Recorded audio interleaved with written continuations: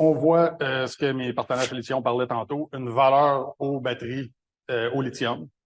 Et puis, c'est ce qui nous permet de mettre en place des programmes. On était en tant que le spécialiste en transport, en manutention, puis en logistique de batteries et de déplacement.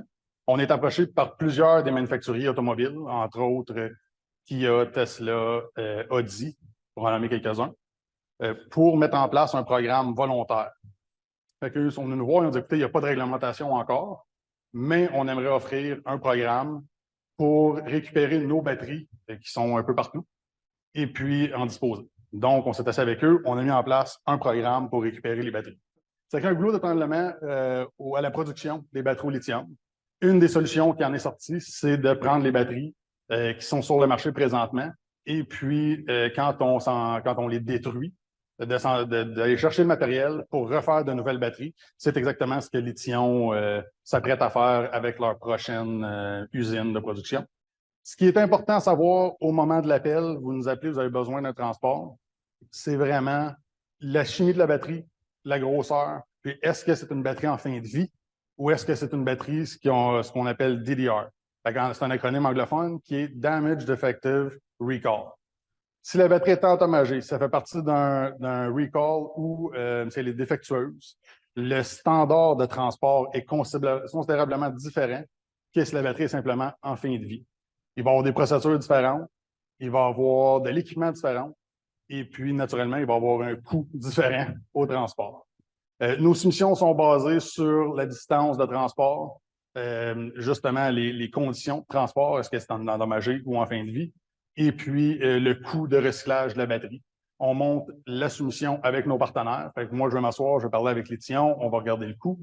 Dans plusieurs cas, comme il mentionnait tantôt, Lithium vont redonner un montant pour la chimie de la batterie au voyage, mais tout ça est établi de l'avance.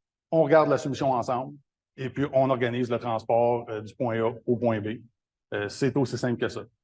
Présentement, nous, Appel Recyclé, on fonctionne majoritairement dans la dernière section, directement au recycleur. La raison simple étant qu'il n'y a pas encore beaucoup de partenaires au Québec qui sont certifiés, qui ont les certifications pour faire de la réutilisation à d'autres fins de façon grande échelle ou même de façon sécuritaire. Le standard pour récupérer des batteries, pour réutiliser des batteries, pour entreposer des batteries est extrêmement compliqué. Je ne me lancerai pas dans l'entreposage de batteries à long terme. Je sais que c'est une question que tout le monde se pose. Pourquoi on détruit les batteries? Certaines batteries sont considérées en fin de vie, mais ont eu à peu près 30% d'utilisation. C'est simplement que d'entreposer des batteries à long terme qui ont de la charge, c'est extrêmement dangereux.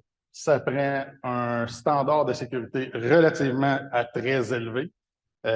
Pour ceux d'entre vous qui étaient là à la visite de Lithium hier, vous avez vu ce que Lithium a dû mettre en place dans leur entrepôt au niveau de la sécurité. On ne peut pas s'attendre à ce que toutes les shops, les garages, les scrapyards mettent ce standard-là en place simplement pour être capable d'entreposer les batteries jusqu'à temps que quelqu'un d'autre ait une solution pour eux.